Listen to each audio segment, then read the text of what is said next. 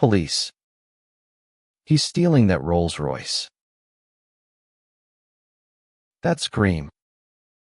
It came from Beverly Grant, our HOA president, as she frantically dialed 911, pointing straight at me like I was some kind of luxury car thief.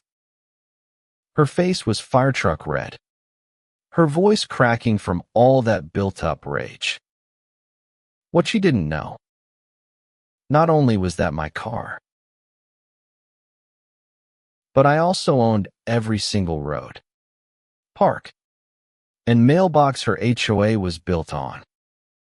Yeah, this is how I took down the HOA tyrant who tried to ruin me. After selling my startup for $38 million, I decided to leave behind the chaos of the city and find peace somewhere quiet. That's how I ended up in a pretty neighborhood called Spring Hollow Ridge. The Tudor-style house, 3-car garage, and peaceful cul-de-sac checked all my boxes. But nobody warned me about the HOA, especially not about Beverly, the queen bee of control freaks. We first met the day I moved in. I greeted her with a smile and a handshake, but she gave me the kind of look you'd give a raccoon in your attic. You're younger than most homeowners here, she said, eyeing my Tesla like it had parked itself. You work in apps, I assume. Crypto. Before I could say a word, she launched into a monologue about Spring Hollow's standards, emphasizing that this was a legacy neighborhood and how she expected all residents to comply with the community guidelines.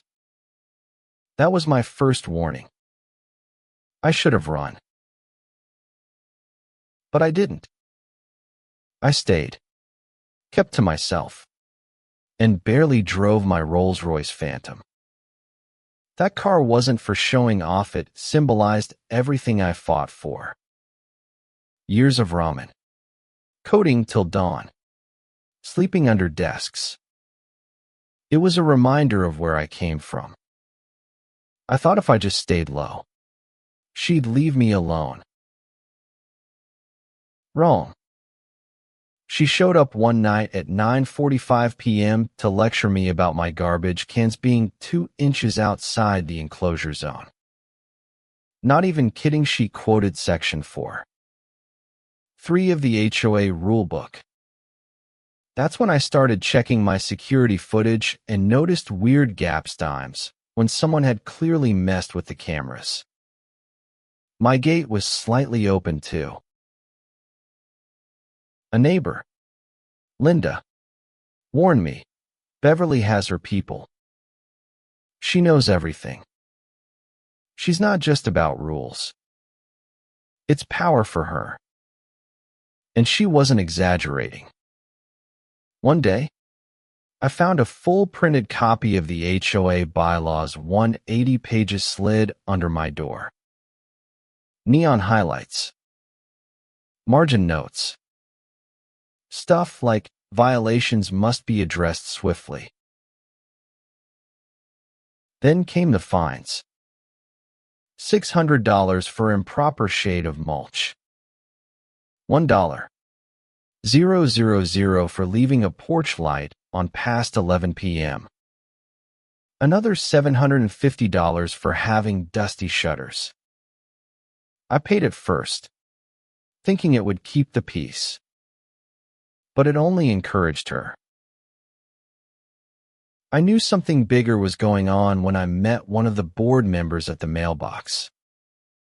He leaned in and whispered, "Don't ask questions. She controls everything.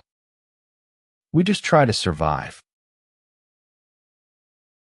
So I started digging. Volunteered to help update the HOA's website. Beverly loved anything that made the neighborhood look more exclusive. That's how I got back-end access, including to a financials folder she forgot to hide. It was a gold mine. Overpriced contracts. Reserve funds nearly depleted. Landscaping companies billing 10 times the normal linked to a shell company called BG Maintenance. Guess what BG stands for? I took it to a real estate attorney, me college friend, Jordan, and we uncovered something big. The HOA was weeks from defaulting on a massive loan for the neighborhood's common areas. If they failed to pay, the bank would repossess every shared street and park. So I bought the debt. Quietly. Through my trust.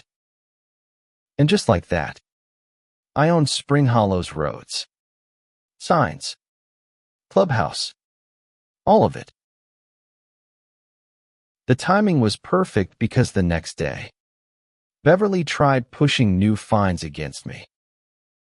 She held an emergency HOA meeting, showing photos of my home, circle marking imaginary violations.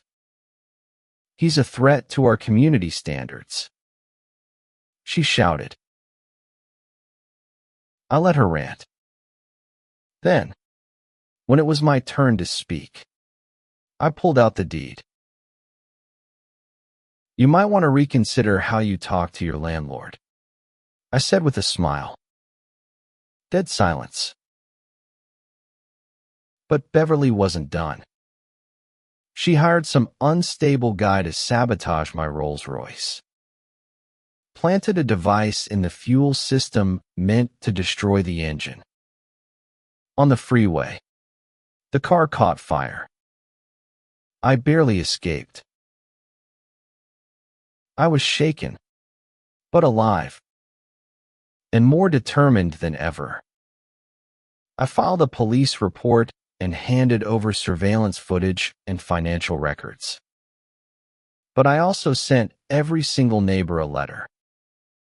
It included proof of ownership, photos of my destroyed car, and a proposal: lower HOA fees by 30%, fire the shady contractors, and elect a new council. Most residents were furious, not at me, but at her. They felt tricked, used. Beverly tried denying everything, but the paper trail was too clear. Even her own son, a lawyer, approached me and admitted she needed help. When election day came, I didn't run for president. I created a new system, a rotating council, financial transparency rules, and best of all, term limits. But I did one thing no one expected. I offered Beverly a ceremonial position as community history advisor. Not out of pity, out of hope. 6 months later, the streets are cleaner. Neighbors are talking again, and I park my new Rolls right in front. Beverly.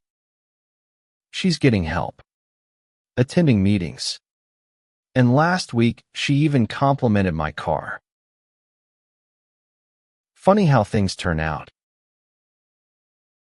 Let me know in the comments, have you ever dealt with an out-of-control HOA or a power-hungry neighbor? I'd love to hear your story. And remember, sometimes the best way to win is by fixing what they broke.